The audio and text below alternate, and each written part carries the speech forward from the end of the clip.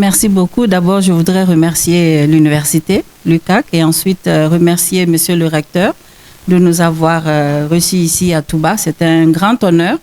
de voir un si grand complexe académique. Cela démontre que Touba, ce n'est pas seulement la religion, mais c'est également la science, c'est aussi la connaissance. Et nous, en tant qu'FAO, en tant qu'agence de connaissance, la FAO est un centre d'excellence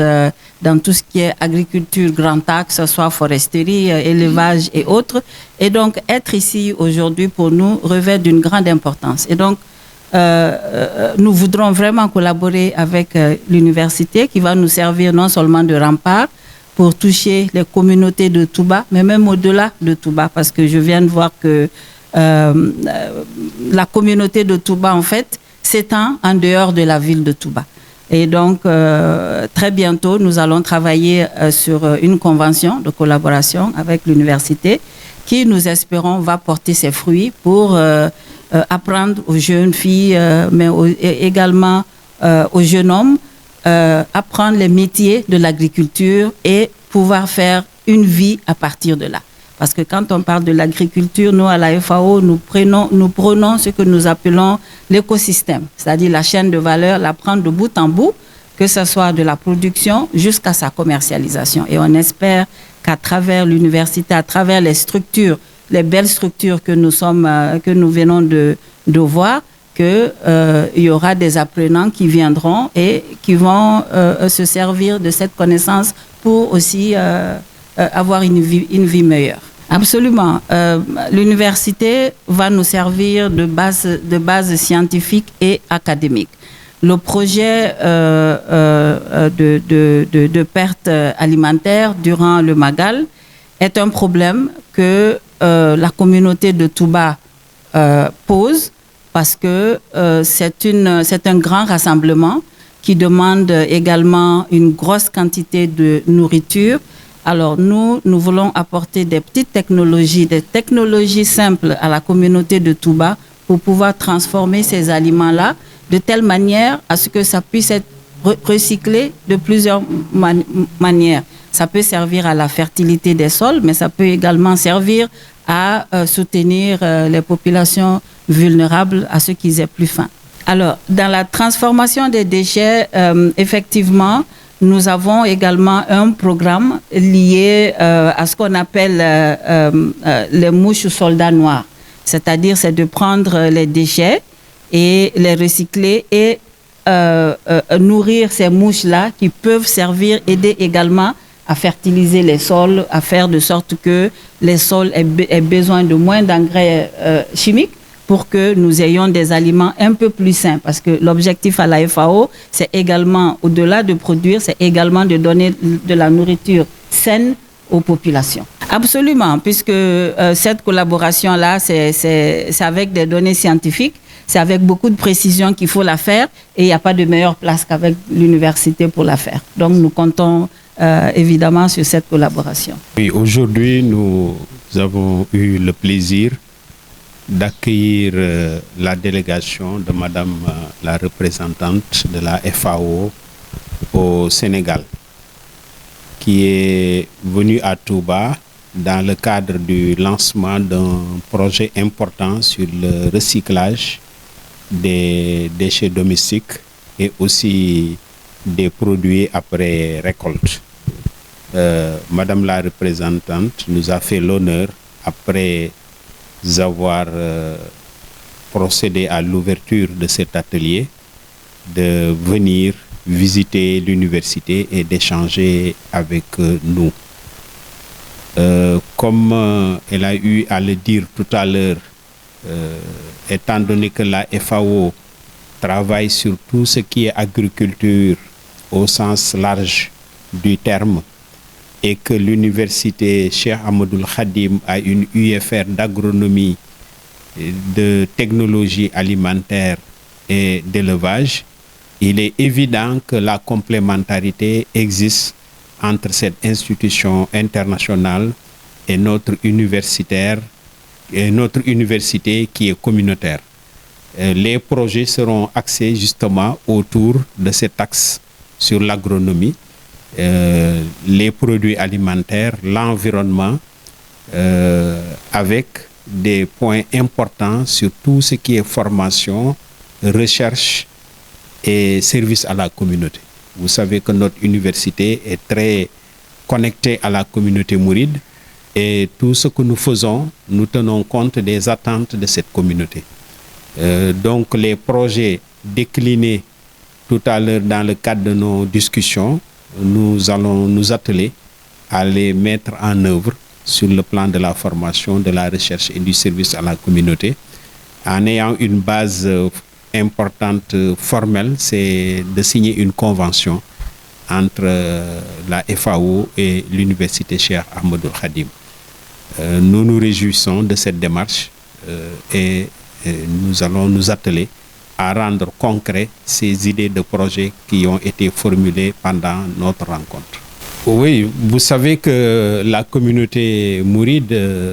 a une forte activité agricole. D'ailleurs, son histoire sur le plan de l'économie repose principalement sur l'agriculture. Cette tradition de pratique de l'agriculture a été maintenue pendant plusieurs générations et actuellement, vous savez que aussi les familles mourides, de hauts responsables mourides travaillent dans l'agriculture. Et ce n'est pas pour rien que lors de l'élaboration du projet, nous avons mis en place une UFR d'agronomie. Parce que le principe de mettre en place cette université, c'est de fournir des formations utiles pour la communauté mouride, pour le Sénégal, pour l'Afrique de manière générale. Donc la mise en œuvre va entrer dans le cadre de nos missions de formation et de recherche. Les compétences existent, les structures existent et la FAO a aussi toutes les connaissances pour nous accompagner dans la mise en œuvre et surtout la valorisation au niveau de la communauté mouride. C'est cela qui est important. Et si on parle de transformation des céréales, de transformation de l'arachide, mais on pense évidemment à toutes ces associations de femmes qui travaillent à Touba quotidiennement, qui produisent beaucoup, commercialisent aussi bien à Touba qu'à l'échelle nationale. Et il est toujours important de travailler sur les questions soulevées par cette activité importante afin d'accompagner ces associations, mais aussi toute personne qui est dans le mouridisme et qui travaille dans le domaine de l'agriculture ou des technologies alimentaires. waaw damay commencer d'abord di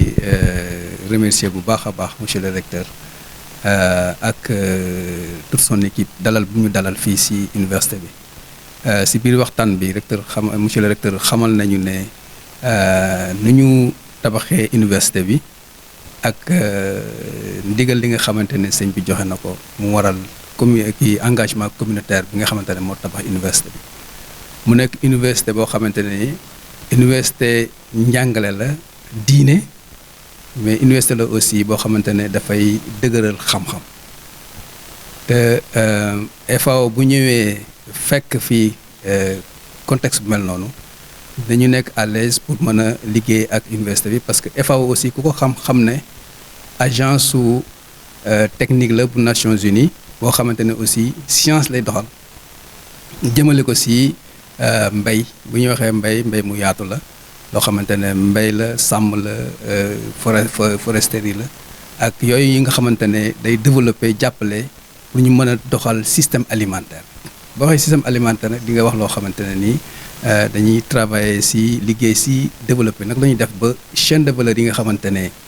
mooy filières yi nga xamante ne moom la ñu ciblé li ñuy def ba mu nekk ay chaîne de valeur yi nga xamante ne yu durable lay doon donc contexte boobu tax na tey jii ñuy rafetlu ndaje tey bi ndaje boo xamante ne nii nañu wax ay piste de collaboration yi nga xamante ne war nañ ko am mën nañ ko amal ak université Cheikhul Khadim ba pare liggéey bi nga xamante ne aussi buñ ci bokkee def ko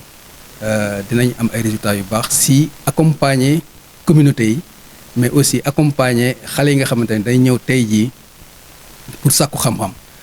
si mbay mi mais aussi développer ay technologies yi nga xamante ne nii yu am njëriñ lay doon pour communauté bi. waaw parce que loolu aussi lu am solo la parce que tey jii bu ñu jëlee Touba xool lu fi xew-xew yi fiy amee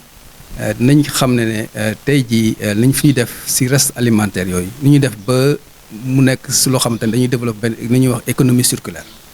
loo xamante ne ni tey jii duñ ko tuddee duñ ko mën a ñàkk perte ko duñ ko mën a perte mais mën nañ ko recycler waat ba nga xamante ne mën nañ ko utiliser tey jii bu fekkente ne reste alimentaire yooyu am na donc mën nañ ko recycler def ko compost par exemple daal di koy def tos yóbbu ko si tool yi mais aussi mën nañ agir en amont ba nga xamante ne minimiser li nga xamante ne moom mooy yàqu loolu mën nañ def ay chambre froide wala ay chaîne de froid yoo xamante ne dina nekk yu am solo yoo xamante ne ni dinañ mën a gérer yu mel noonu collaboration la boo xamante ne ni tey jii éléments yooyu dafay bokk ci développement dëkk bi développement boo xamante ne nii non seulement dinañ minimiser pertes yi mais développement boo xamante ne aussi dinañ mën a réutiliser waat yooyu pour que ñu mën a faire face aux effets climatiques mais faire face à apporter ay réponses yoo xamante ne mooy production yi nga xamante ne dañ koy def Touba nag nekk na lu ñu tànn pour ñëw fii def financement programme boobu parce que tey jii bu ñu ko defee ak mobilisation bu ñu fi gis ak pas-pas bu ñu fi gis ak xam-xam bu ñu fi gis ak discipline bu ñu fi gis tax na ñu am yaakaar ne am yaqeen bu baax que ne bu ñu fi initier dara yaakaar naa ne dina dox te dina nekk servir d'exemple au Sénégal donc loolu moo waral tey jii ñu def fi nii ñu ñëw fi tey dajeeg université dajeeg monsieur le recteur fas yéene liggéeyandoo ak moom aussi si aspect yi nga xamante ne mooy jëm si aspect yooyu ak aussi aspect yi nga xamante ne dina accompagner jeunes yi pour que ñu mën a taxaw bu baax si système alimentaire yi d'une manière durable. tey dañu doon dalal benn délégation bu am solo muy njiitu FAO fii ci Sénégal ànd ak ay collaborateurs am moom nag li ko indi woon Touba tey mooy mu liggéey ak responsable ministère de l'agriculture et de l'élevage pour ubbi benn atelier boo xam ne projet wu nu ñuy mën a utiliser yi nga xam ne day jóge ci ñam yi bu ñu leen jëfandikoo ba pare wala boo garab yi ñoreele seen meññeent wala nga bay ko lii des nu ñuy def ba nga xam ne du yàqu loolu projet boobu lañ doon lancé ci université nag dafa bokk ci projet boobu liggéey ceeg FAO préparé ko ba atelier bi yàlla def tey ji moom ñëw na lancé ko ak autorité ministère de l'agriculture bi ci loolu nag bi ñu paree liggéey boobu la ñëw fii pour gën a xam li université bi di def naka la tëddee ak aussi lépp luy agronomie lépp luy mbay di lépp luy jëm ci yor mala yi ak lépp luy transformer produits alimentaires produits agriculture yi mu jëm ci ñam yi lu ci université mën a def ak lu mu yéenee def ak FAO parce que FAO da ciy liggéey loolu fii ci Sénégal ak Afrique yëpp ci loolu nag la ñu ko présenté totalement complexe bi ci daaray alxuraan ji majalis bi ba ci université bi insister nag ci daara ju kawe ji nga xam ne dañ ko am muy jàngale mbirum mbay ci loolu nag lañ gisale mën nañoo lëkkaloo ñu nag FAO pour mën a taxawal yenn projet yi jëm ci agriculture jëm ci élevage mais surtout jëm ci mbirum ñam yi nuñ leen di toppatoo nuñ leen di defaree ba mu sell nuñ koy mën a wasaaree ci askan wi ba ku ko soxla man cee jot na mu gënee mais aussi bu ñu ko jëfandikoo ba pare mu des loolu des nooy def ba du yàqu bari na yuñ ci mën a def yii ay engrais la yii mën na indi énergie yii mën nañ ko def noo xam ne sax am na ñeneen ñu koy soxla ci loolu nag lañ doon waxtaan te yaakaar naa convention bii ñuy bëgg a ñu koy préparer xaatim ak FAO dinañu may yoon pour ñu mën a lëkkaloo liggéey ci loolu nga xam ne moom lañ yéene te fekk ñu ci déjà ñun ñu nekk ci fii ci Touba ak li ko wër. waaw xam nga particularité université Cheikh Ahmadoul Khadim mooy université privée la mais communautaire xalif bee ko taxawal te bi mu koy taxawal da cee boole képp ku am kàddu ci murid yi woo ci aussi taalibe yëpp ñoom ñoo ko ànd taxawal ce qui fait que nii mu taxawee it bis bu nekk bu ñuy liggéey ñun ak communauté bi ñoo bokk lu ñuy liggéey ci li communauté bi soxla xalif bi soxla ko ci la ñuy dox guddi ak bëccëg muy mbirum njàngale di mbirum gëstu di mbirum jàppale ndaw ñi pour ñu liggéey ba pare it yeneen question yi nga xam ne communauté bi da koy soulever université dugal ci xam-xamam pour mën a joxe ay solution loolu moo tax lii ñuy wax tey jii mbirum ñam xam nga kuy wax mbirum ñam xalaat bernde yi muy màggal gu ndaw màggal gu mag gi di yeneen màggal yi ko wër yëpp ci Touba loolu occasion la pour que encore ñu jege communauté bi xam lu ñuy xaar ci ñun ci ñam yooyu ñu mën a liggéey ak ñoom ci mbirum ñam yooyu mais aussi lépp lu jóge ci ñam yooyu te naroon ko sànni nu ñuy def ba mën koo utiliser pour moom amal beneen njariñ askan wi wudul ñu jël ko rek tuur ko wala ñu sànni ko wala ñu gas suul ko